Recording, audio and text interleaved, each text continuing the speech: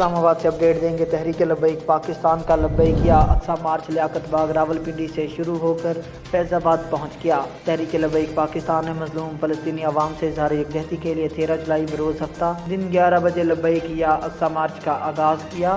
آغاز لیاقت باغ راولپنڈی سے کیا گیا۔ پورے پاکستان سے لاکھوں کارکنان اور پاکستان کی غیور عوام اپنے فلسطینی بھائیوں پر ہونے والے ظلم اور تشدد کے خلاف تحریک لبیک پاکستان کے مارچ میں شریک۔ سی ای او 19 ٹی وی نیوز ڈاکٹر تصور حسین مرزا کی رپورٹ کے مطابق فلسطین کے حق میں سربراہ ٹی ایل پی حافظ سعد حسین رضوی کی قیادت میں لبیک یا اقصی مارچ باغ راولپنڈی سے شروع ہوا۔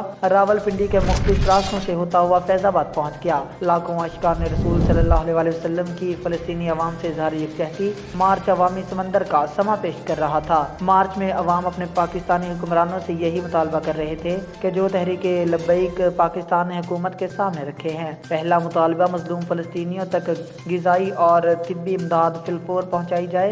حکومت پاکستان سرکاری سطح پر اسرائیلی مصنوعات کا بائیکاٹ کرے۔ تیسرا مطالبہ یہ تھا کہ اسرائیلی وزیر اعظم نیتن یاہو کو دہشت گرد قرار دیا جائے۔ میڈیا سے بات کرتے ہوئے سربراہ ٹی ایل پی نے کہا کہ فلسطین کے حق میں جو ہمارے مطالبات ہیں ان کی منظوری تک ہم فیض آباد میں بیٹھے ہیں۔ ہم پاکستانی حکومت سے مطالبہ کرتے ہیں کہ وہ کم از کم اسرائیل کا بائیکاٹ تو کرے، حکومت وقت فلسطینیوں کی اخلاقی حمایت تو کرے۔ ہمارا بحیثیت مسلمان حکومت پاکستان سے مطالبہ ہے کہ اسرائیل کے خلاف جہاد کا اعلان کرے۔ حافظ سعد حسین رضوی نے کہا کہ فلسطین کے حق میں جو ہمارے مطالبات ہیں ان کی منظوری تک ہم فیض آباد میں بیٹھے رہیں گے۔